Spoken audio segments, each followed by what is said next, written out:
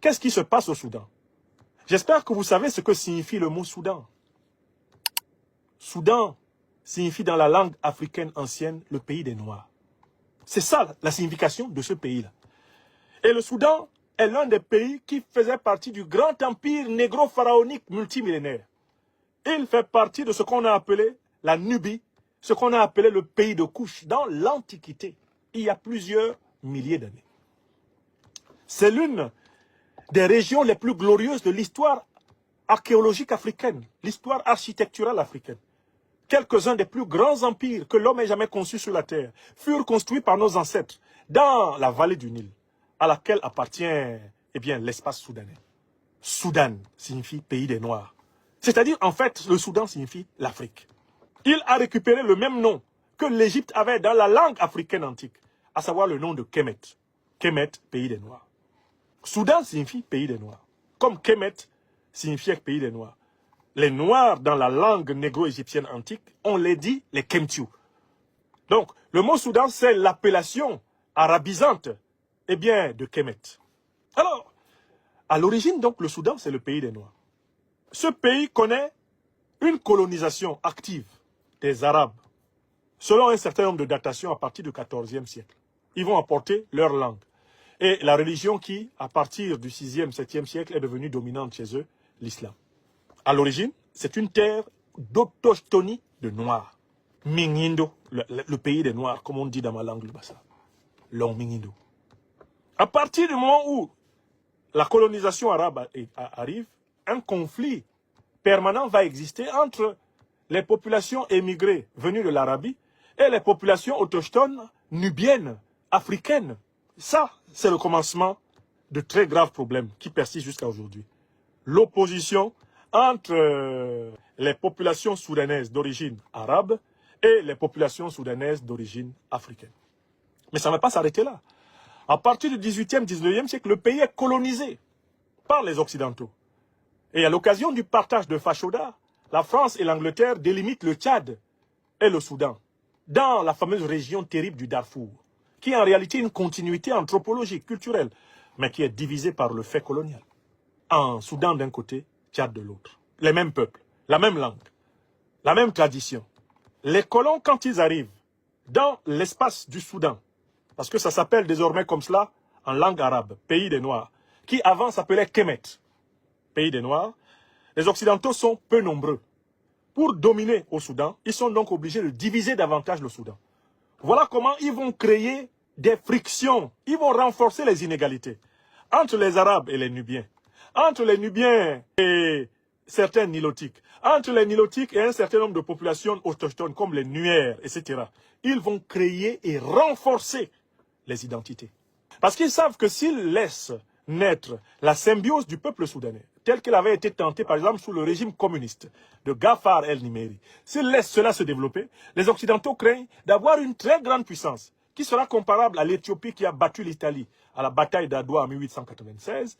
Ils craignent qu'une grande puissance africaine émerge et qu'ils ne puissent plus piller tranquillement l'Afrique.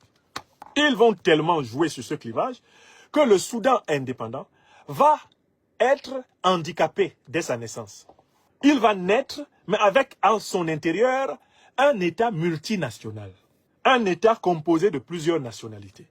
Les Arabes au nord, les Nubiens au centre, les Nilotiques à l'extrême sud, et même des populations bantoïdes ou semi-bantoïdes. Vous comprenez ça?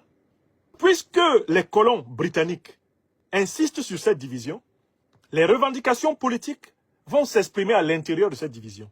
Les partis politiques vont être des partis ethno-régionaux. Et le Soudan va être mort-né, puisqu'il est, dès le départ, constitué par une neutralisation des gens du nord par ceux du sud, des musulmans par les chrétiens, des chrétiens par les animistes, des nubiens par les nilotiques, des nilotiques par les nuers, des nuers par les arabes. L'occidental étant en minorité numérique, a besoin d'une population divisée pour dormir tranquillement dans sa case coloniale. Voilà comment ils ont laissé le Soudan. Mais entre-temps, le Soudan est un pays immensément riche. Il y a notamment dans ce pays deux ressources en quantité considérable.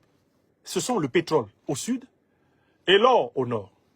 À cause du pétrole au sud, les Occidentaux vont attiser et financer la guerre civile soudanaise. Ce sont eux qui vont armer John Garang, le chef de la rébellion du Sud-Soudan, pour que celui-ci se batte et obtienne la partition du Soudan. Voilà comment va naître la région du Sud-Soudan, dont le pétrole est massivement exploité par l'Occident. Maintenant, dans le Soudan du Nord, qu'on appelle aujourd'hui Soudan, et dont la capitale est Khartoum, mais la véritable capitale opérationnelle, c'est Port-Soudan, sur la mer Rouge. Il va y avoir une élite, une oligarchie militaire arabe, incarnée par le général Abdel Fattah Burhan, soutenue par l'Égypte et l'Arabie Saoudite. Et il va y avoir une autre faction militaire, anciennement appelée les Janjaouides, des milices tribales, qui étaient sous la direction des Arabes de l'oligarchie militaire, pro-égyptienne et saoudienne, et qui étaient chargés de pacifier les ethnies négroïdes et bien du Sud.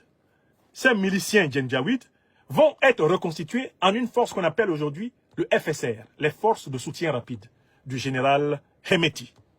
Hemeti, quant à lui, est soutenu par les Émirats arabes unis et leurs alliés dans la sous-région, qui lui procurent des armes.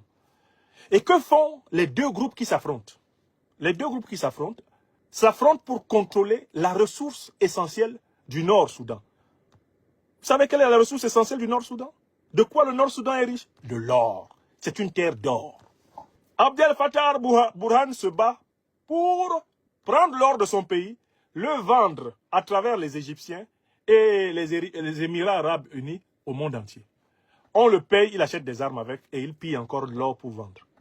De son côté, Hemeti se bat pour piller l'or de son pays et le vendre au monde entier à travers ses parrains, les Saoudiens. Entre-temps, le peuple soudanais se meurt.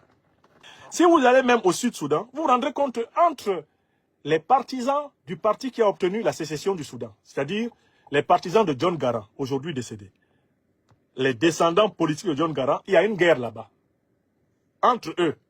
Là encore, c'est pour le partage des revenus du pétrole. Ils ne font pas les produits finis du pétrole. On ramasse le brut, on donne aux Occidentaux, les Occidentaux raffinent chez eux, et on se bat pour être le premier à vendre moins cher le pétrole du Sud-Soudan. Voilà la situation au Sud-Soudan. Au nord, on se bat pour être le premier à vendre l'or du pays moins cher. Voilà la situation de notre peuple.